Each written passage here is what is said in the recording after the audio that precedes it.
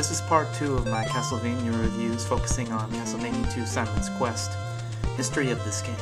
It first came out in 1988 as a follow-up to Castlevania, and following in the vein of other tuples, second game in series like Super Mario RPG, Super Mario Bros. 2, and Zelda 2 The Adventure of Link, it was meant to be completely different from the original. The Angry Video Game Nerd goes into detail about why this is a bad thing, but I'm here to try and convince you that I believe it to be a good thing. Whereas the original Castlevania relied mostly on your dodging skills, which were made more difficult by Simon's lack of mobility, this game focuses more on the exploration part of it, and the exploration focuses more like a traditional RPG. The problem with RPG is that you're not really sure where to go. You're just, at the beginning of the game, you plop into the beginning of the city and you're not really sure where you're supposed to go. You can't really trust the townspeople because of bad translation. Some people have reported that the original Japanese version was like this indeed. It was like this also, that they would deliberately lie to you to keep it cryptic. Now this is not unheard of, both bad translations and folks lying to you. Think of a later game like Final Fantasy VI, where you go to the town of Zozo and the characters will deliberately lie to you to try and trick you into figuring out this town's puzzles. Now, that's a good example. I feel that game I don't believe has ever been criticized for cryptic townspeople, but the first time you're playing Final Fantasy VI, you might have a little challenge there. So, consider it much like this game. Anyway, the goal in this game is to collect all of Dracula's body parts, because Dracula, upon being defeated in the first game, placed a curse on Simon Belmont and he's slowly dying. Rather dark storyline by comparison. In fact, most of the game feels very dark. Even the main theme, once you leave town, Bloody Tears, is just the title right there, actually. But there's like an ominous tone or wind throughout the entire game. I think the lack of difficulty, once you're able to figure out what you're supposed to do, just kind of adds to the sense of foreboding in the game. Like, the enemies aren't your true foes in this game. It's the time of the curse. You gotta beat it as fast as possible. In fact, that's the way the very game is structured out. You have to do it as fast as possible to get the best ending. And the other endings, which aren't really worth much by comparison. So that, in my opinion, explains why there's so few enemies that are challenging in this game, and why you might not see any bosses or anything else like that. And you also have to consider that this game takes place, as we've learned later in the Castlevania trilogy, in the timeline. It's every 100 years Dracula's castle rises, and since Simon is not like 150 in this or 130, it is kind of explained by the storyline. I know I'm being kind of forgiving here, but it can be explained why there maybe aren't that many enemies, because Dracula has not yet risen, so he hasn't brought his evil power back with him. The graphics, I think, really stand out in this game because of the same reasons as the original Castlevania. That everything is clearly defined. You've got your backgrounds that convey, like, you can't just rely on the music at night to know that danger is going to come.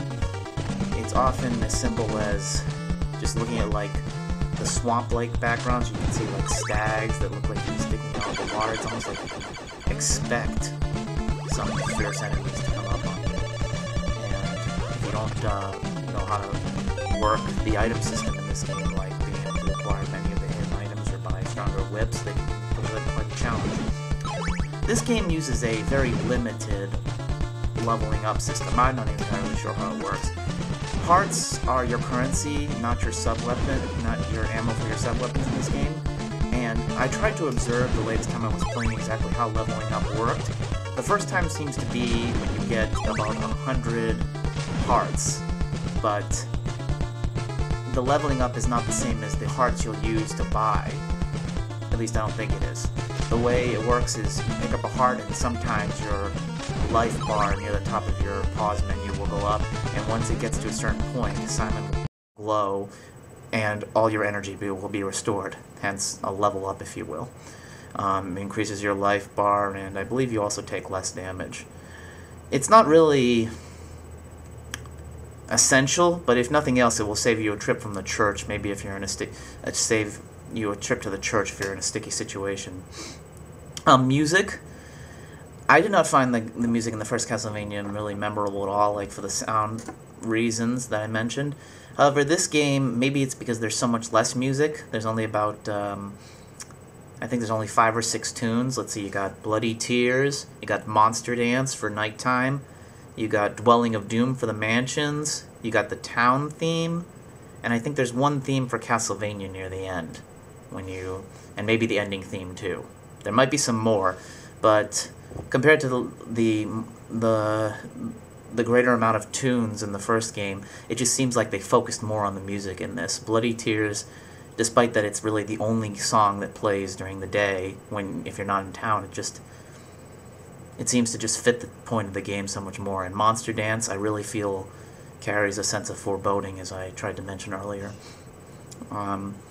Challenge, I really think it was deliberate. This game is not meant to be challenging. The challenge is trying to figure out the cryptic clues and make your way around the towns and find out the various ways in which to get into the mansions. Like even the first hint with the white crystal, it tells you to buy it, but maybe you won't be able to figure out what you're supposed to do with it.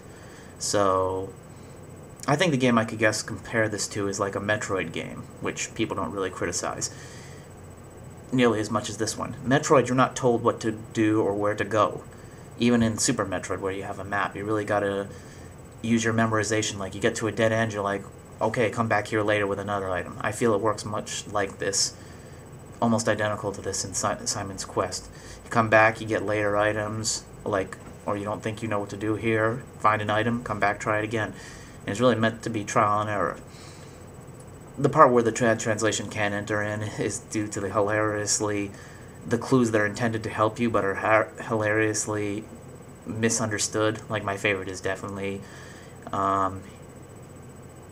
hit your head on Deborah Cliff to make a hole.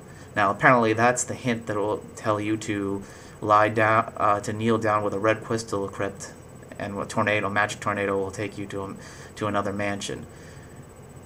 I think the only part of that can possibly make any sense is the hole part.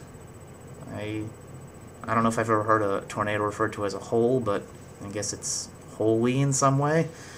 But that's just funny, because as a retro gamer, you'll definitely remember that. And fun factor, I definitely... I first played this game around 1989, the standard rental system, and I'm pretty sure I was able to get past it eventually. I think I got the worst ending, but it just proves that it was able to be figured out through time and patience, perseverance. Many people like to criticize that this was obviously just designed to sell Nintendo Power subscriptions, yet really the only thing I can think of that is really difficult in this game is probably knowing about kneeling with the crystals.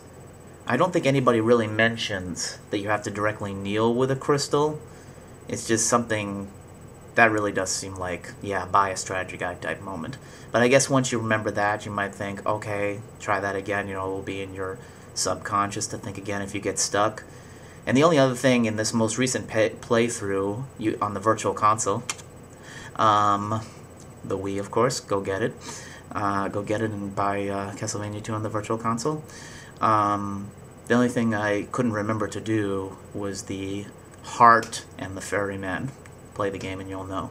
Everything else I was able to get through just fine and beat the game in about 3 hours, I think.